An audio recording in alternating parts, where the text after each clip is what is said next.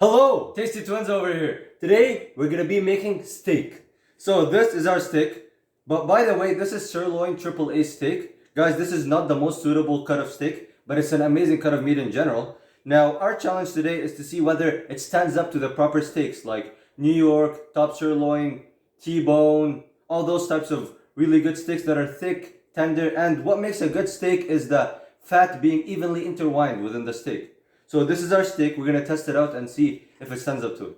Now we're going to see the first steps that we're going to do in prepping our piece.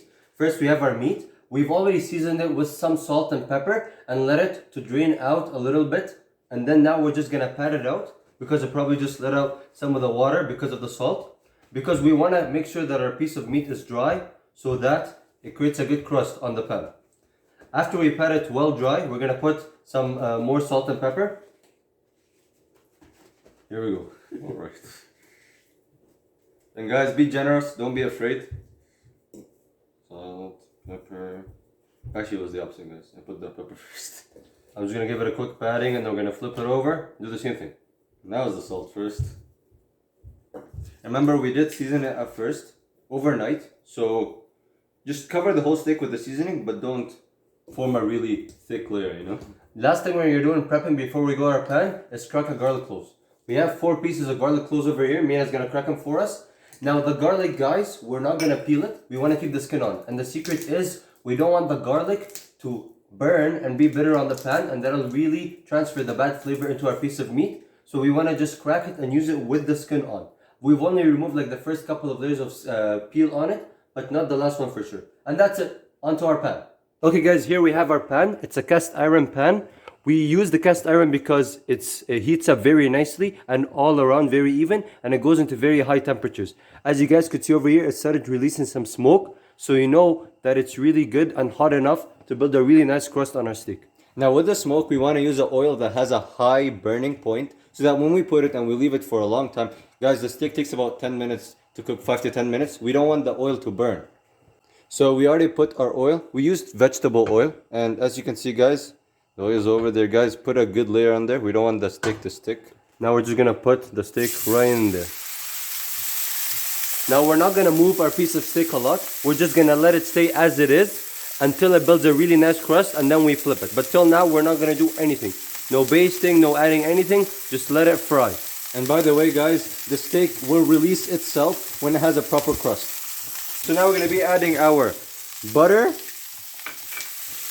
You guys could really get to see that crust that we got on it. The garlic for flavor and our sprig of rosemary over here. So guys, these are the classics. They just make the best steak. We are adding 4 pieces of garlic because we really like it. And the rosemary, you guys could replace it with thyme if you want to. But we really need to add the vinegar.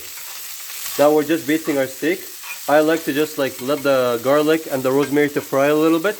And then we're just gonna take them and put them on top of our steak. And then start basting. Putting the garlic and rosemary on top also slows down the burning by a bit. So that's a pro tip. Here we go. All of them. And that's it. We're just gonna baste until it gets a nice crust on the other side. And then we're gonna use our thermometer and see if they're cooked. So guys, with the steak, we start off with 145 degrees for medium rare. And then jump up by 5 for the next level. So medium will be 150, medium well done 155, well done is 160. You could even go all the way out to 165 if you want to make sure it is like absolutely cooked. And also guys, in the olden days, they used to use their hand and let me find my hand. Boom. So guys, when we aim for the what is this? What is this finger? This is rare. Yeah, it's very soft over here, as you guys could see. It's really soft. Now if you want to hit medium rare, second finger, it's a little bit tougher than medium, a little bit more tougher, and then well done. Well done is like, you guys, it's really tough. It's like you've been working out your thumb for a very long time. It's really strong and muscular over here. Okay guys, now our steak is done. We're just gonna take it out, put it on our board, and we're gonna get all those extra juices right on it. We're gonna let it soak into all that while it cools down and rests. Here we go. Now we don't really want to cover it, guys, because then it's just gonna overcook.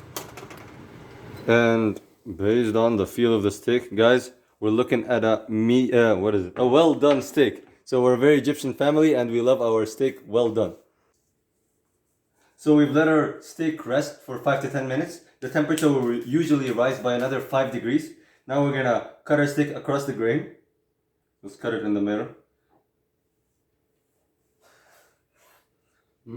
Salt-based style. That's pretty cringy again. What are you talking about? Okay, now we see the meat. As you guys could see over here, it is across the grain. Those are some pretty decent cuts, to be honest. Very, very uneven, but it's okay. It's perfect. Now I'm just gonna try them, guys. We've let it rest for long enough. You guys could see that here we've made our meat very medium, I'm gonna say it's like well done, but a little bit like leaning towards like medium.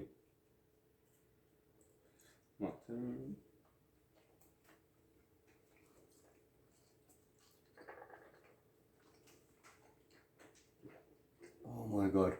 I'm gonna have to say, guys, if you guys eat it like right after a rest, if you don't wait, well done is just as soft as medium rare, as whatever you call it. They're all really soft, delicious and tender. I love the basting with butter. It really adds so much flavor and like a very nice like butteriness to it. It's just so perfect. And the garlic is like, it's my thing. If we skip on the garlic, then there's just no point in eating it at all. Seems like I ate the fat cat. Yep, yeah, that took a while, guys. That has nothing to do with the meat's cook. Guys, overall, what do you think? Is it a success or a fail? I'm definitely gonna say it's not as good as the very high-end cuts of meat, but one thing's for sure is that I'm satisfied. Whenever I crave steak, I'll go with this. From the home cook perspective, success or fail? Success. Pro chef perspective, absolute fail.